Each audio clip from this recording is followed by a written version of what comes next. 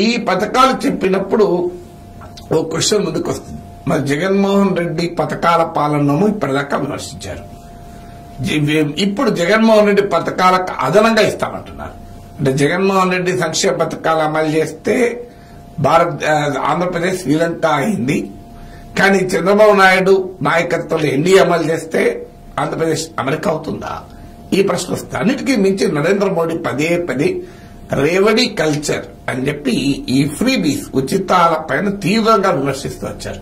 కానీ ఆంధ్రప్రదేశ్ లో NDA manifesto చూస్తే ఉచితాలే కనబడతాయి, ఇంకా వేరే కనబడవు. ఇందులో అత్యధికంగా ఇచ్చింది ఈ బటన్ నొక్కే కార్యక్రమే. అంటే జగన్మోహన్ రెడ్డి నొక్కుతున్న బటన్ ఇంకొద్ది గట్టిగా నొక్కుతా అని చంద్రబాబు నాయుడు అన్నాడు. ఇప్పుడు ప్రజలు ఆల్రెడీ జగన్ నొక్కుతున్నాడు కనుక జగన్ కోటేయాలనుకుంటారా, చంద్రబాబు ఇంకొద్దిగా ఎక్కువ నొక్కుతానంటున్నాడు కనుక చంద్రబాబు నాయుడుకు నొక్కుతారా ఈవీఎంలో అనేది చూడాలి. అందువల్ల ఈ పథకాల విషయంలో మరి ఎలా అమలు చేస్తారు? వైసీపీని ప్రశ్న టీడీపీ అడుగుతూ వచ్చింది. వాళ్ళు 5 ఏళ్లుగా అప్పులు చేసి అమలు చేశారని విమర్శ చేశారు. బట్ ఎంతైనా కానీ అమలైతే చేశారు. కానీ ఇక్కడ ఎన్డీఏ తన మేనిఫెస్టో అమలుకయ్యే ఖర్చు ఎంత, బడ్జెట్ వనరులు ఎంత, బడ్జెట్ అమలు చేస్తా పర్మిట్ చేస్తుందా అని ఎక్కడా లెక్కలైతే ఇవ్వలే. కానీ ఒక మాట ఇందులో చెప్పారు, కేంద్ర సాయంతో మేనిఫెస్టో అమలు చేస్తామన్నారు. సో కేంద్రం సహాయం చేస్తుందని ఎవరు చెప్పారు? నరేంద్ర మోడీ చెప్పాడా? నరేంద్ర మోడీ అసలు బీజేపీ మేనిఫెస్టోను ఓన్ చేసుకుంటుందా? ఎందుకంటే బీజేపీకి జాతీయ స్థాయిలో మేనిఫెస్టో ఉంటుంది. జాతీయ స్థాయిలో ఎన్డీఏ మేనిఫెస్టో జాతీయ స్థాయిలో బీజేపీ మేనిఫెస్టో ఉండగా ఆంధ్రప్రదేశ్ లో ఎన్డీఏ మేనిఫెస్టోలో బీజేపీ ఉంటుందా? సో మోడీ చెప్పకుండా కేంద్ర సాయం ఎలా చేస్తుంది? తర్వాత కేంద్రం ఎప్పుడు సాయం చేయదు. రాష్ట్ర ప్రభుత్వాల పథకాలకు కేంద్రం సాయం అంటూ ఉండదు. కేంద్రానికి సంబంధించిన పథకాలంటే కేంద్రం వనరులు ఖర్చు పెడుతుంది, అందులోనే రాష్ట్రం కొంత వాటా భరించాలి. రాష్ట్ర పథకాలకు అది రాష్ట్రాలకు సంబంధించిన భారమే. కానీ ఈ మేనిఫెస్టో నిధులు ఎక్కడా అనే ప్రశ్నను దాటవేసేందుకు ఎన్డీఏలో ఉన్నాం గనక కేంద్ర సాయంతో అమలు చేస్తామన్నారు. దేశంలో ఎక్కడా రాష్ట్ర ప్రభుత్వాల పథకాలకు కేంద్రం నిధులు ఇవ్వదు. అది బీజేపీ ప్రభుత్వాలను ఇవ్వదు. అలాంటప్పుడు ఇక్కడ చంద్రబాబు నాయుడు ప్రభుత్వానికి కేంద్ర నిధులు తెలుస్తుంది. ఇంకో వాళ్ళు ఏం చెప్తున్నారు, సంపద సృష్టించి మేము పంచుతామంటున్నారు. అసలు సంపద పంచడానికే మోడీ వ్యతిరేకం. పదే పదే ఇవాళ ఏం చెప్తున్నారు, ఇది అర్బన్ నక్సల్ సిద్ధాంతం, ఇది కమ్యూనిస్ట్ సిద్ధాంతం.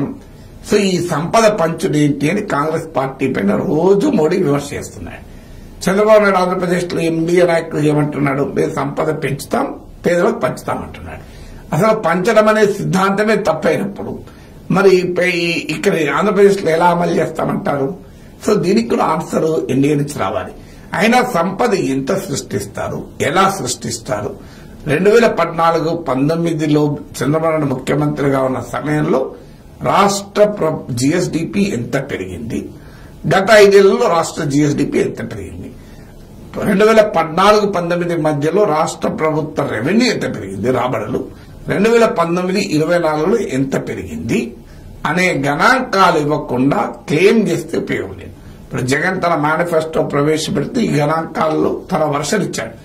So tax to GSDP ratio చూసినా తన పాలనలోనే తక్కువ, అప్పుల వృద్ధి rate compound annual growth rate of debt చూసినా తన పాలనలో తక్కువ, మూలధన వ్యయం తన పాలనలోనే ఎక్కువ చేశాను, జీఎస్డీపీ గ్రోత్ రేటు తన పాలనలోనే ఎక్కువ ఉంది అని ఆయన కొన్ని గణాంకాలని ఆర్బీఐ నివేదిక, క్యాగ్ నివేదిక, బడ్జెట్ డాక్యుమెంట్స్ ఇస్తూ ఆయన కొంత చూపెట్టాడు.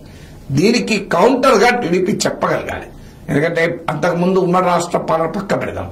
ఆంధ్రప్రదేశ్ వచ్చాక 2014-19 పాలన ఉంది, 2019-24 పాలన ఉంది. సంపద సృష్టిలో తేడా ఏమిటి? ఈ 2 పీరియడ్స్. అందులో 2019-24లో 2 ఏళ్ల కరోనా కూడా ఉంది.